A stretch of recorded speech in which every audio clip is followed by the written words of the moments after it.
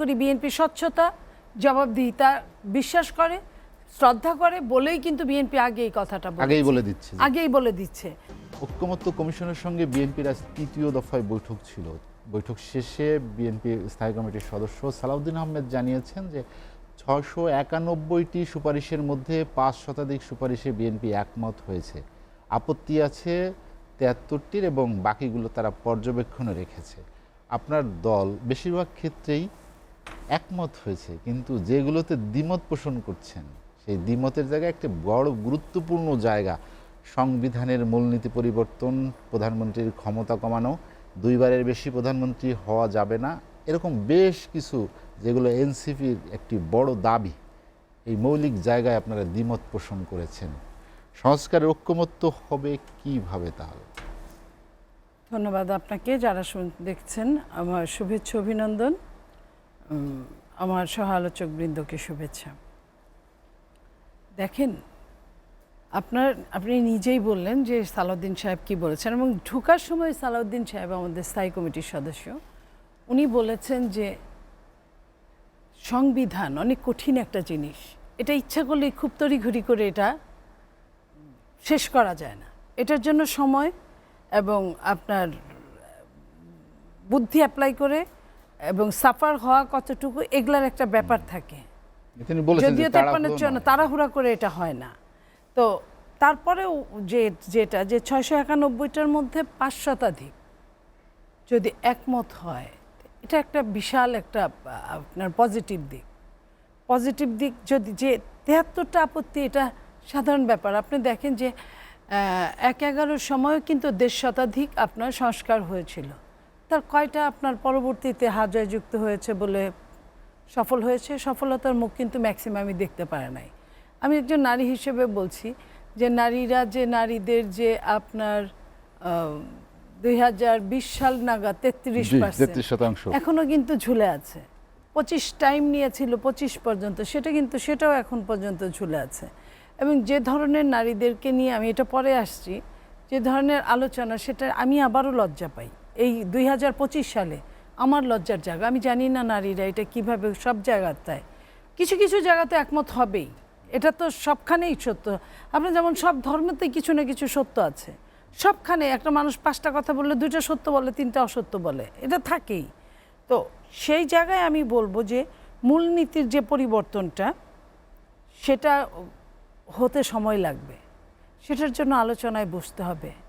এবং আমি মনে করি সংস্কারের যারা আছেন, তাদের পাশাপাশি রাজনৈতিক যারা সংস্কার নিয়ে কাজ করছেন, তাদের সঙ্গে একটা ঐক্যমত্য সৃষ্টি করতে হবে যে সপ্তাহে অন্তে 1-2 দিন বসা দরকার, যে আমি এই পর্যন্ত অ্যাডভান্স হলাম, তুমি এই পর্যন্ত কতটা কি করবা। কারণ এটা কিন্তু এইটার একটু ভুলভ্রান্তিতে কিন্তু বহু বছর আবার সাফার করতে হবে সবাইকে। তো সেইখানে আপনার মৌলিক যে কিছু জিনিসের দ্বিমত, যেমন ধরেন ওই ধরনের দ্বিমত আছে বলে আমি মনে করি না। লাইক আপনার যেটা প্রধানমন্ত্রীর ক্ষেত্রে যেটা বলা হয়েছে যে পরপর 2 টার্ম প্রধানমন্ত্রী, তো 2 টার্মের বেশি হতে পারবে না, সে ফাইন, 2 টার্মের বেশি হতে পারবে না। যদি এটাই বলেছে বিএনপি, এটা বলেছে 2 বারের বেশি পরপর প্রধানমন্ত্রী হতে পারবে না, বিএনপি মেনেছে। কিন্তু পরবর্তীতে আবার নির্বাচন করলে, গ্যাপ দিয়ে নির্বাচন করলে, যদি ওই দলটা এগেইন যদি রাষ্ট্র পরিচালনায় আসে, তখন আলোচনা করা হবে যে তারা হতে পারবে কি পারবে না। এটা সেই দলের সবাই মিলে একটা ঐক্যবদ্ধভাবে সেটার একটা ব্যাপার আছে। আপনি সংশোধন করলেন, এগুলো তো সব সংশোধনই হবে, সংশোধন করলেন। ওই সময় আজকে বিএনপি না বলে যদি এখন চুপ করে থাকে, যদি ওই সময় গিয়ে যদি আবার সংশোধন নিয়ে আনে, কিছু করার আছে? যদি ক্ষমতায় যারা যাবে তারাই তো আপনার এই বিলগুলা পাশ করবে, কারণ এখানে সংখ্যাগরিষ্ঠের উপর বিল পাশ হয়। তো সেই জায়গায় তাহলে আপনার তখন যদি করতে, আমি তো মনে করি বিএনপি স্বচ্ছতা, জবাবদিহিতা বিশ্বাস করে, শ্রদ্ধা করে বলেই কিন্তু বিএনপি আগে এই কথাটা আগেই বলে দিচ্ছে যে এটা এই পর্যন্ত হতে পারে, পরপর 3 বার হতে পারবে না, 2 বারের বেশি হতে পারবে না। কিন্তু গ্যাপ দিয়ে যদি হয়, তাহলে গ্যাপ দিয়ে হলে তো হতে তার অসুবিধা কি? মাঝখানে অন্য কেউ আসলো, সে পাওয়ারে থাকলো, তারপরে যদি আবার আসে, তখন যদি তাকে জনগণ এবং তার নিজের দলের মানুষ চায়, সেখানে সে হতে পারে। এই কথাটা এইভাবে কথাটা বলেছে বিএনপি। আমি মনে করি যে বিএনপি ভুল কিছু বলে নাই এই জায়গায়। এই এই এই কিন্তু শিক্ষার্থীদের যে চাওয়া, অর্থাৎ 5 আগস্টের যে আকাঙ্ক্ষা, নতুন রাজনৈতিক বন্দোবস্ত, ফ্যাসিবাদ যাতে আর ফিরে না আসতে পারে সে ধরনের একটি ব্যবস্থা সারা দেশের মানুষকে উপহার দেওয়া, সেইখানে আসলে এই সংস্কার তো বেশি গুরুত্বপূর্ণ, যেগুলোতে আমি আপনাকে বলি ফ্যাসিবাদ ফেরত না আসতে পারে।